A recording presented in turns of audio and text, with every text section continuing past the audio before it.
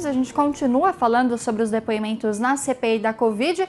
E agora é hora da gente receber o nosso comentarista, Joel Pinheiro. Oi, Joel, boa tarde para você.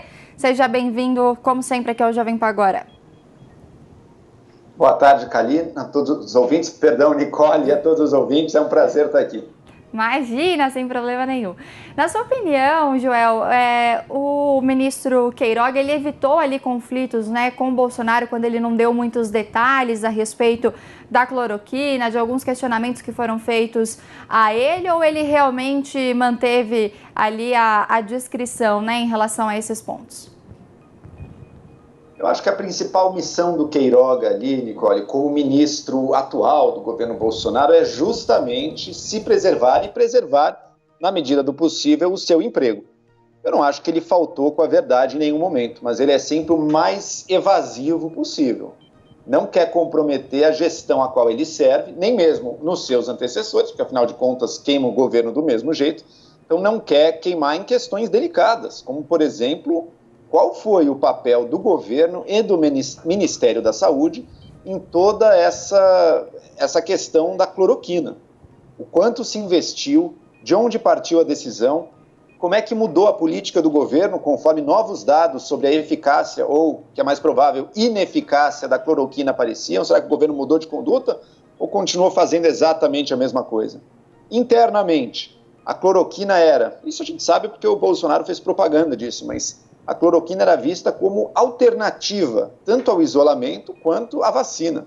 Os dois únicos meios que a gente conseguiu até agora e que a humanidade conseguiu até agora de fato, controlar essa doença. Então, eu acredito que o Queiroga esteja, na medida do possível, ao máximo, sem mentir diretamente, tentando preservar aí o governo. E você acredita que, de alguma forma, os senadores eles ainda possam apurar toda essa questão envolvendo principalmente a cloroquina e ivermectina, que foram ali os principais remédios defendidos pelo presidente Jair Bolsonaro, ou deve haver uma resistência pelos próximos depoimentos que a gente tem em relação a esses temas? Não, eu acho que continuarão na mira, continuarão sendo objeto de investigação e de inquérito na CPI, justamente porque ali houve um possível crime de responsabilidade do governo. Justamente ali, sem evidência científica nenhuma, o governo investiu, ao que parece, centenas de milhões de reais. Com base no quê? No mínimo, isso vai precisar ser respondido. E qual que é a avaliação que você faz, Joel, dessa primeira semana que a gente termina, né, pelo menos ali no Congresso Nacional, com os depoimentos que a gente já teve de Luiz Henrique Mandetta, Nelson Teich, agora Marcelo Queiroga, e foram postergados, né, os depoimentos de Antônio Barra Torres, presidente da Anvisa, também do próprio Eduardo Pazuello, ex-ministro da Saúde. Qual que é a sua avaliação a respeito dessa primeira semana de CPI, de fato, ali, né, das oitivas da CPI da Covid?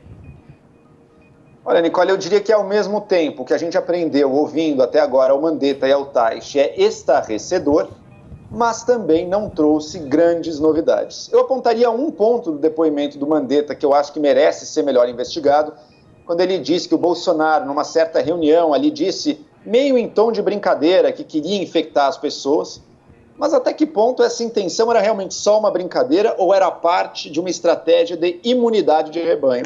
A gente sabe que o principal conselheiro do presidente Bolsonaro, um dos principais pelo menos, que é o deputado Osmar Terra, ex-ministro, a gente sabe que ele acreditava sim na estratégia da imunidade de rebanho. A gente sabe que o Bolsonaro chegou a acreditar nisso também. Ora, o único jeito da imunidade de rebanho acontecer é com a população se infectando o mais rápido possível.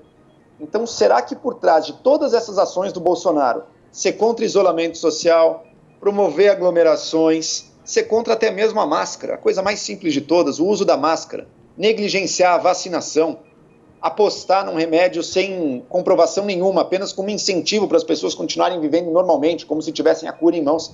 Será que todas essas ações, que parecem ser fatos meio isolados e unilaterais e arbitrários do presidente, será que foram mesmo ou será que eles seguiam uma estratégia de promover a aglomeração, promover a infecção do maior número de pessoas e, portanto, chegar à imunidade de rebanho? Que a gente sabe que hoje em dia era uma miragem, era algo que não era possível fazer sem uma mortalidade muito, muito grande da população, infelizmente similar ao que a gente viu aqui. Então, até que ponto era intencional essa imunidade de rebanho? E, Joel, só para a gente finalizar, a gente teve ontem algumas falas do presidente Jair Bolsonaro que acabaram, claro, gerando polêmica, principalmente quando ele disse, sem se referir à palavra, né, China, sem citar de fato o nome do país, mas ele disse que o vírus teria sido criado em laboratório, que teve um país que foi o único que cresceu, a única nação que cresceu em meio à pandemia, que teria ali se beneficiado justamente da Covid-19. Você acredita que essas declarações fazem parte ali daquela estratégia do presidente, de quando ele se sente acuado, de tentar ali criar, né, uma outra polêmica, criar ali um outro foco de atenção? Ou seria uma outra estratégia do presidente nesse mesmo sentido?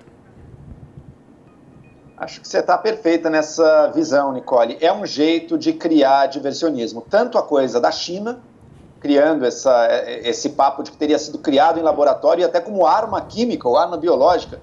Veja, há várias hipóteses em jogo. A mais provável disparada é que tenha surgido realmente de mercados e comércio de animais ali. Essa é a mais provável. Existe uma outra bem mais improvável, que surgiu no laboratório, mas condições de manutenção ruins do laboratório fizeram ele passar para animais de fora do laboratório, a doença se espalhou.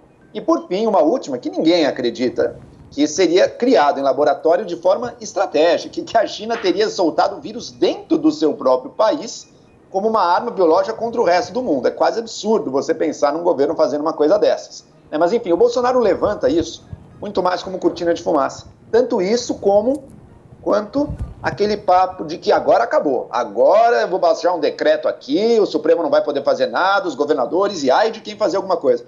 Acho que ninguém acredita mais nisso no Bolsonaro, né? Porque faz exatamente um ano que ele estava dizendo, enfurecido, que acabou. Agora acabou. Usou até uma linguagem chula ali depois. Não acabou nada, né? O Supremo não mudou em nada, governadores não mudaram em nada, Congresso não mudou em nada. Agora é a mesma coisa, tá ladrando de novo. Ninguém acredita que vai de fato morder. Mas tanto esse caso quanto o da China são apenas para desviar o foco, aí sim, dos possíveis crimes cometidos contra a vida humana e contra a saúde pública da população ao longo desse mais de um ano de Covid com o governo Bolsonaro. Né? É bom lembrar, essa cortina de fumaça que ele cria falando da China, o objetivo dela é interno. Agora, externamente, cria um problema também, cria um ruído com a China, um país do qual a gente tem profundos laços econômicos. E que sim, é um país que tem que ser criticado e tem que mudar muitas coisas.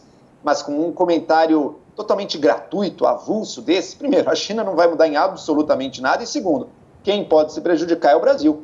O Butantan já está avisando, olha, a China vai começar a atrasar envio dos fatores ativos para a gente fazer a vacina, graças a esse tipo de pirraça que infelizmente o governo faz, justamente para desviar o foco de debates internos. Pois é, agora sim. Obrigada, viu, Joel Pinheiro da Fonseca, pelas suas avaliações. Bom trabalho para você, boa quinta e até mais. Nicole, uma boa quinta e também a todos os ouvintes.